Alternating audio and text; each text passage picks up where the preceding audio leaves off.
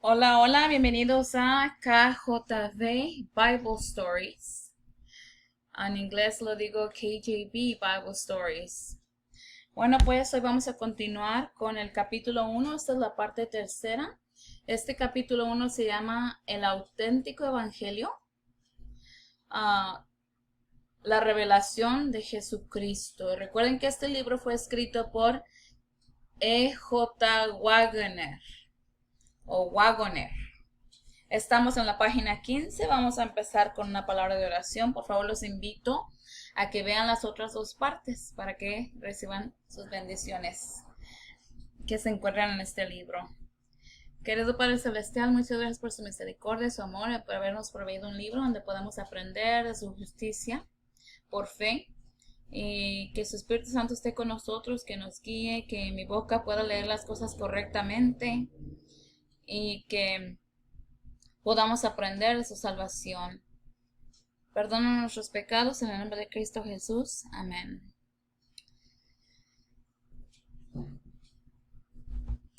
No se trataba de los mandamientos de Dios, ya que sus mandamientos no son gravosos. 1 de Juan 5:3. Tampoco eran cargas impuestas por Cristo, puesto que mi carga es ligera, dice él en Mateo 11:30.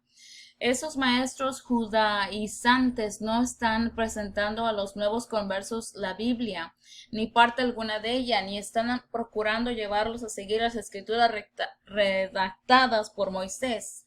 Al contrario, les estaban alejando de la Biblia y estaban sustituyendo su enseñanza por mandamientos de hombres.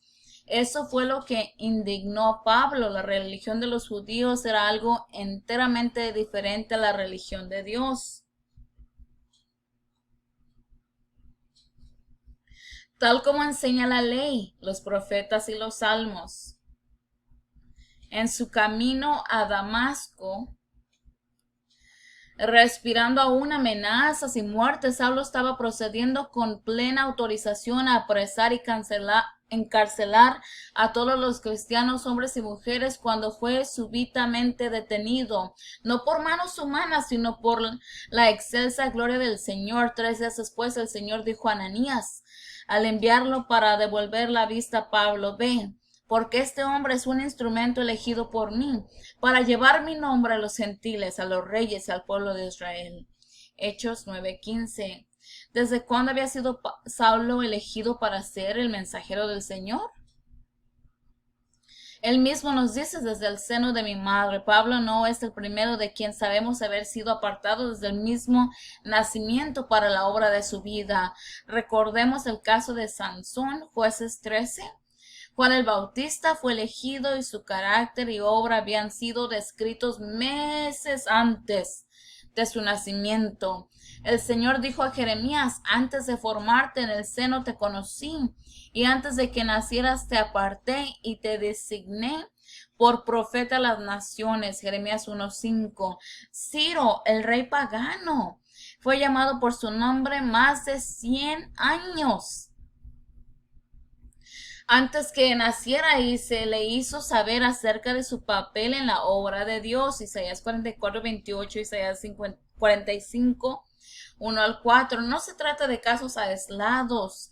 Lo mismo que los tesalonicenses, todo ser humano puede tener la seguridad de que Dios os haya elegido desde el principio para salvación mediante la obra santificadora del Espíritu y la fe en la verdad.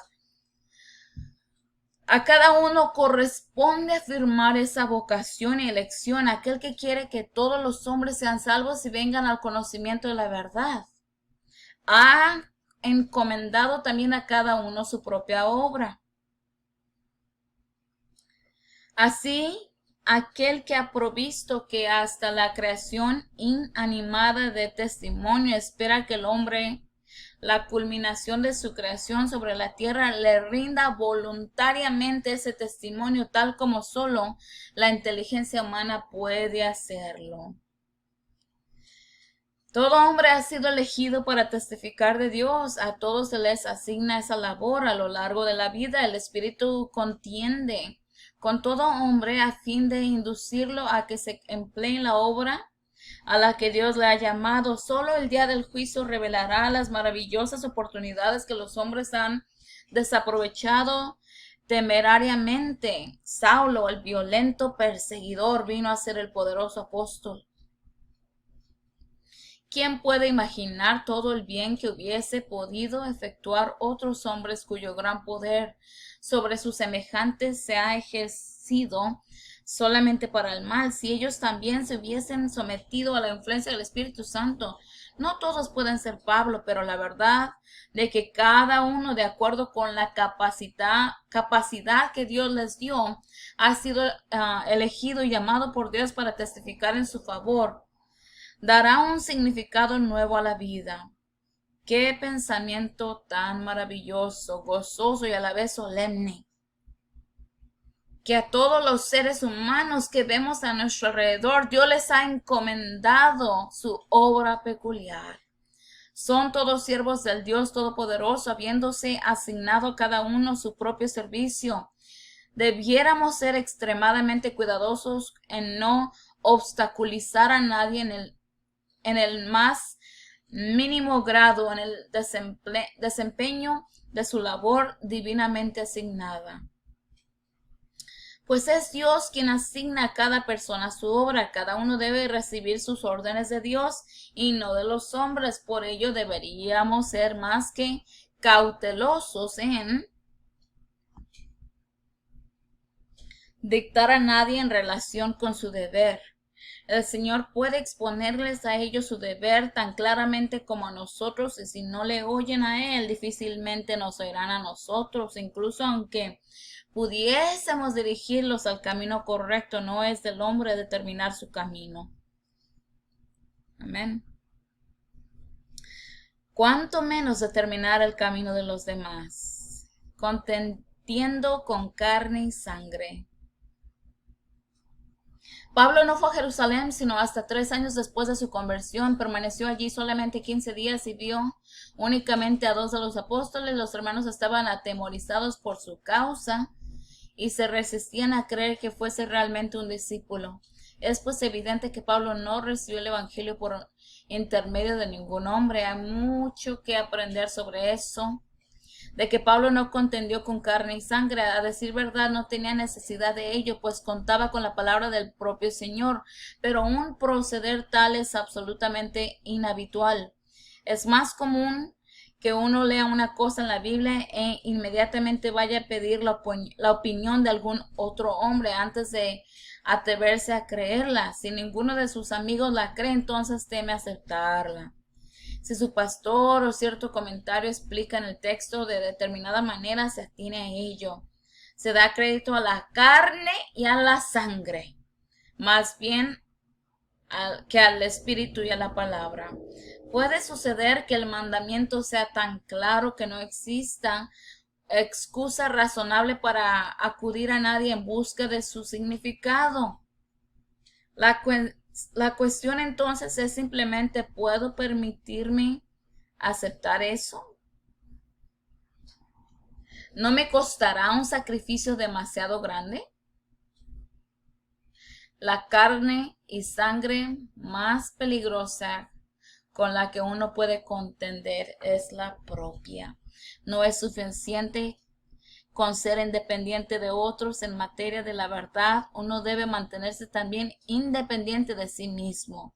Fíate de Jehová con todo tu corazón y no te apoyes en tu propia prudencia. Proverbios 3:5. Un papa es alguien que pretende ocupar en el consejo, en el lugar que en derecho solo corresponde a Dios. Aquel que se erige a sí mismo en papa al seguir su propio consejo es tan reprobable como el que dicta a otro, y es más fácil que se extravíe que aquel que sigue a otro papa diferente de sí mismo. Si de seguir a un papa se tratará, sería más sensato aceptar al de Roma, por poseer más experiencia en el papado que ningún otro. Ahora bien, ninguno de ellos es necesario, puesto que disponemos de la palabra de Dios. Cuando Dios habla, lo único razonable es obedecer al punto sin esperar otro consejo. ni siquiera el que viene del propio corazón ni de uno mismo. El nombre del Señor es consejero y es maravilloso, aconsejando, óyele. Enseguida, no había tiempo que perder al perseguir a la iglesia. Pablo había creído estar sirviendo a Dios.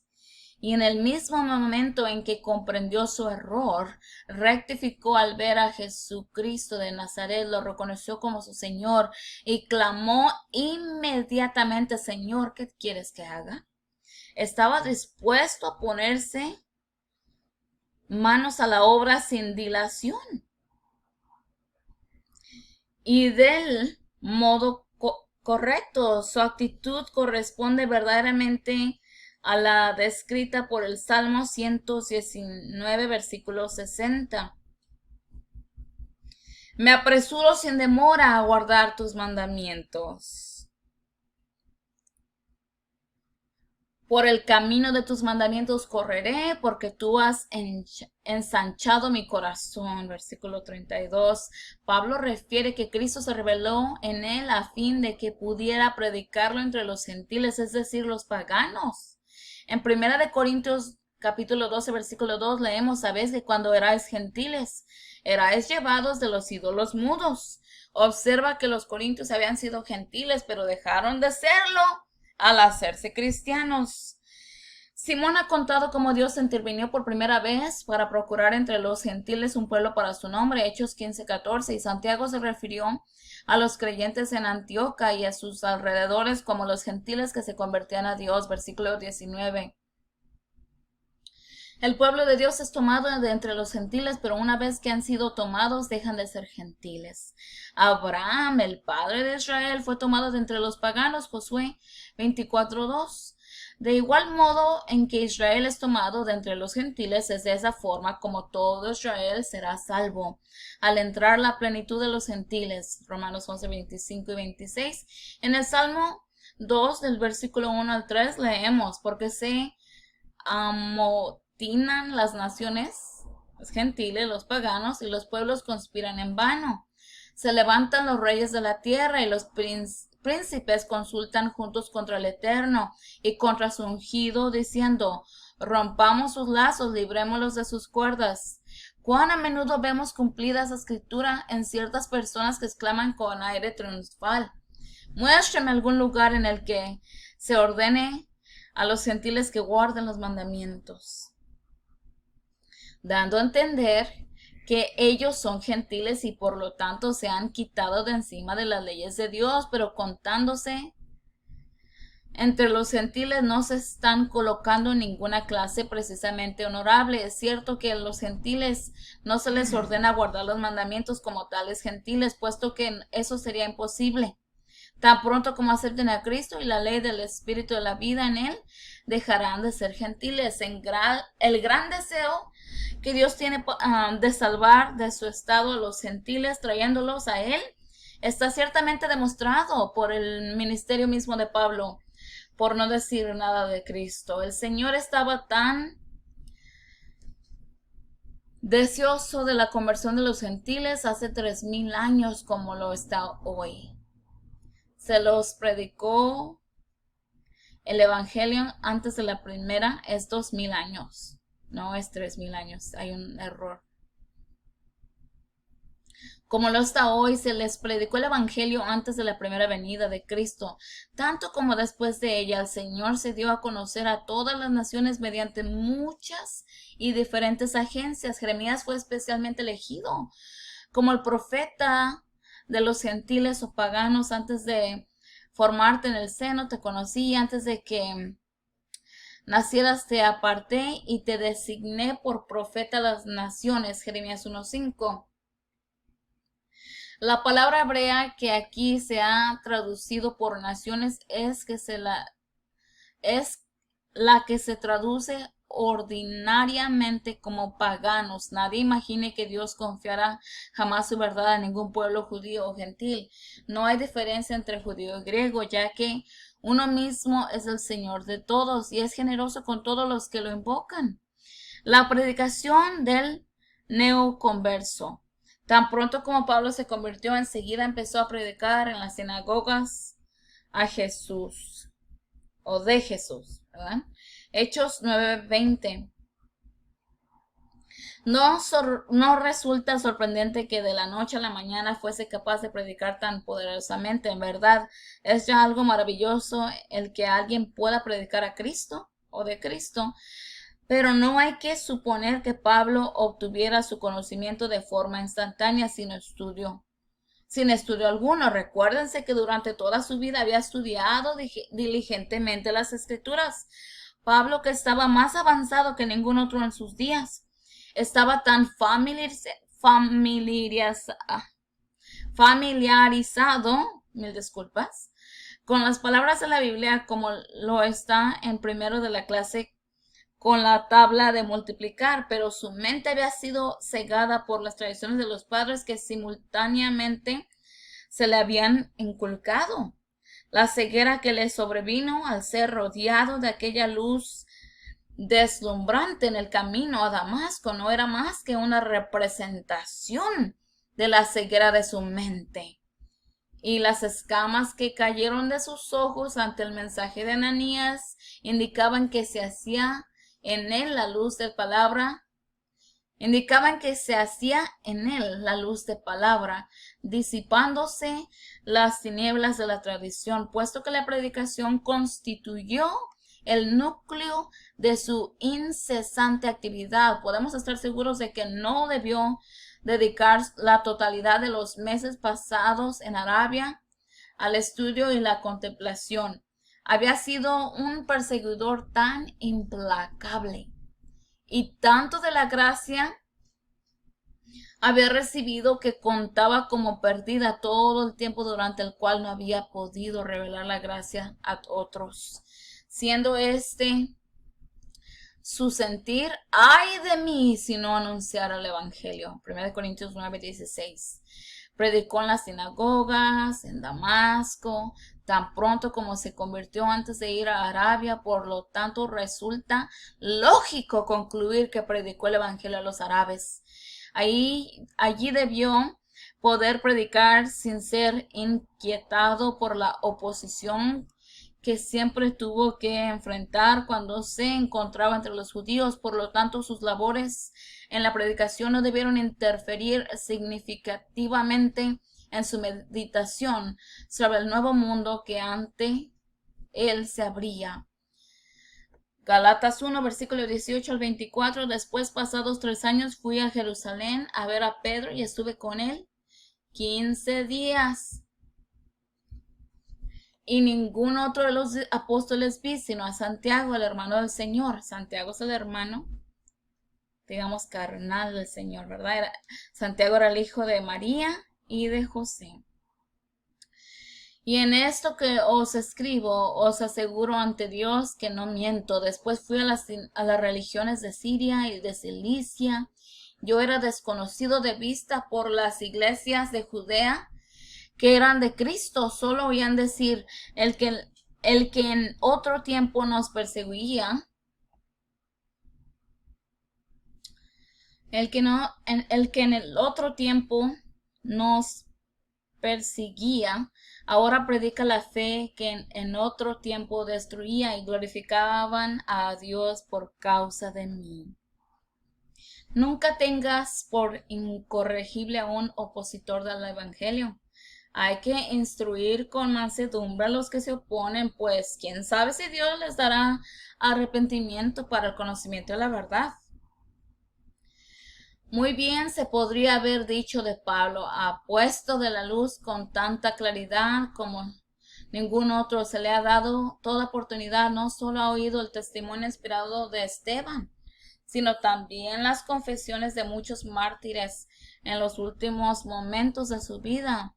Estaba empedernido. Es inútil esperar nada bueno de él. Sin embargo, ese mismo Pablo vino a ser el mayor predicador del evangelio, tanto como encarnizado perseguidor fuera antes.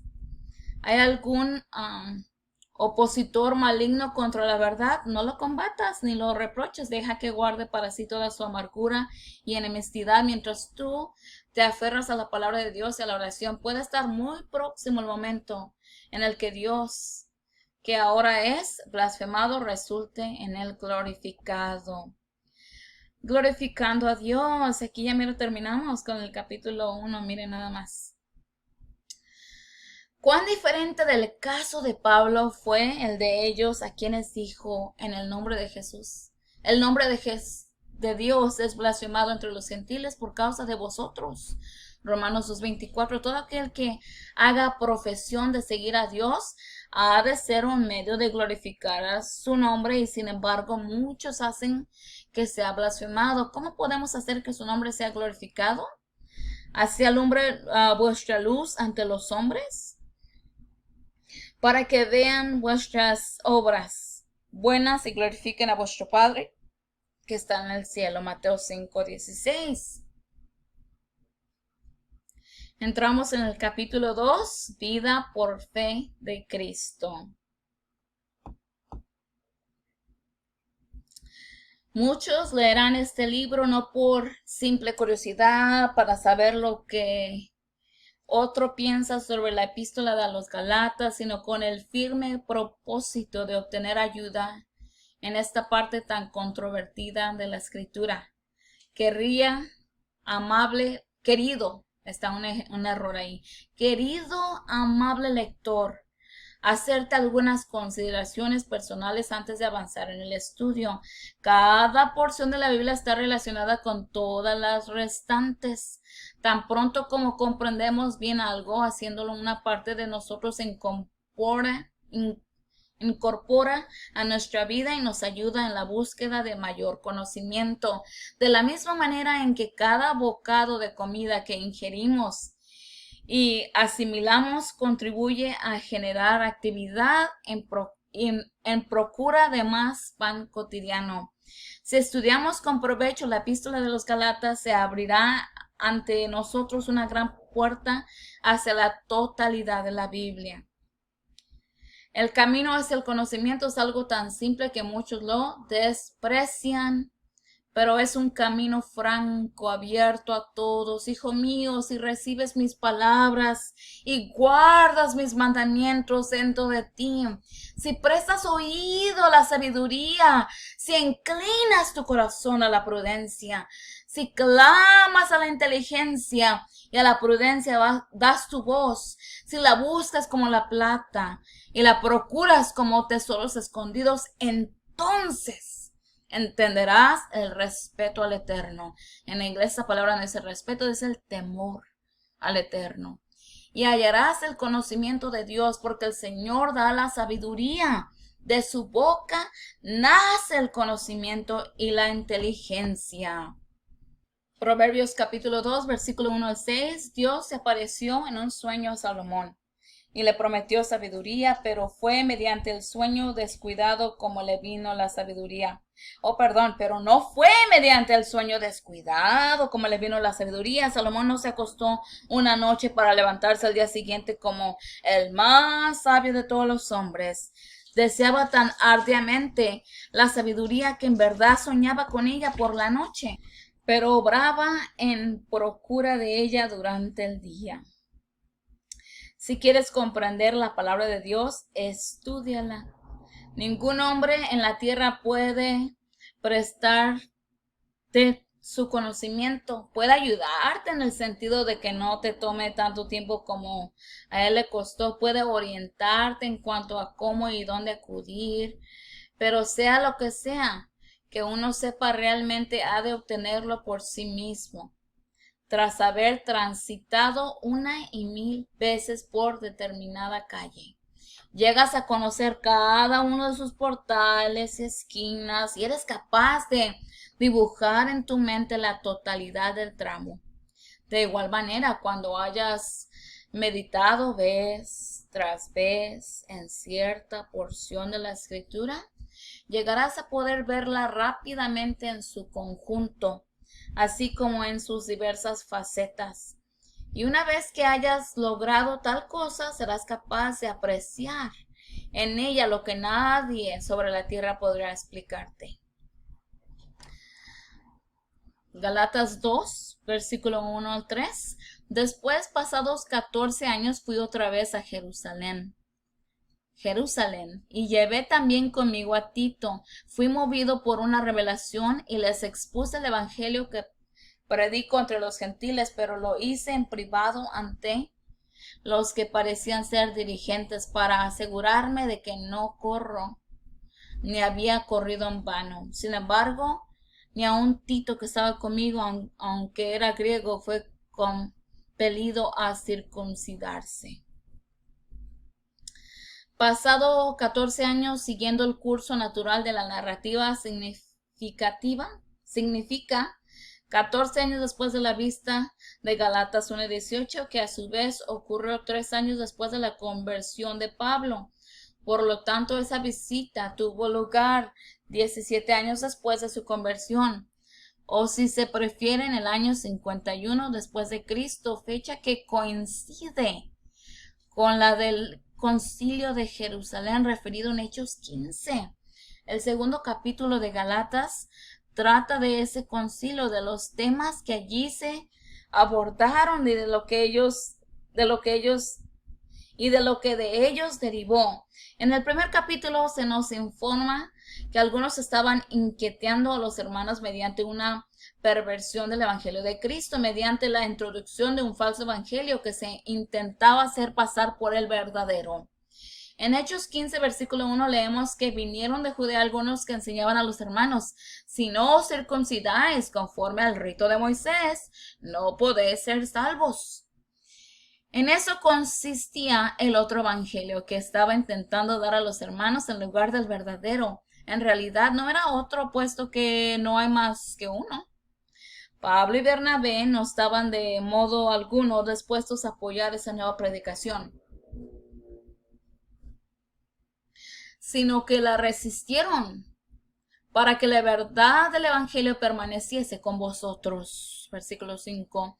Los apóstoles tuvieron una severa discusión y contienda con esos falsos hermanos. Versículo 2, Hechos 15.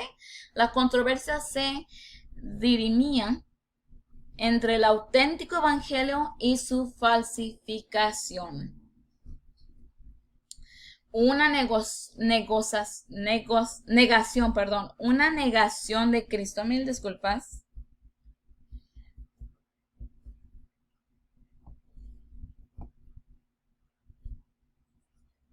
Una ojeada a la experiencia de la iglesia de Antioquía, que estaba sufriendo la incursión de ese nuevo evangelio, mostrará qué significaba la negación más categórica del poder de Cristo para salvar. El evangelio les fue llevado primeramente por los hermanos procedentes de la diáspora, que siguió a la persecución iniciada con el martirio de Esteban. Dichos hermanos llegaron a Antioquía, hablaron a los griegos, les anunciaron el evangelio del Señor Jesús. La mano del Señor estaba con ellos y en gran número creyó y se convirtió al Señor. Hechos 11, 20 y 21.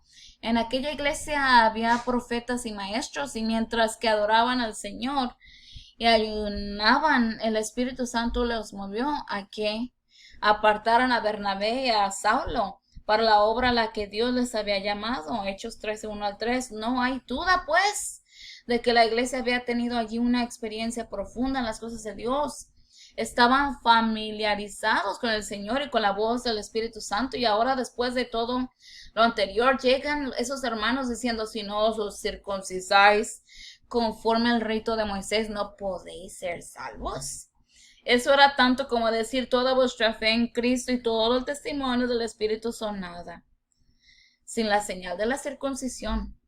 Significaba exaltar la señal de la circuncisión sin fe por encima de la fe en Cristo.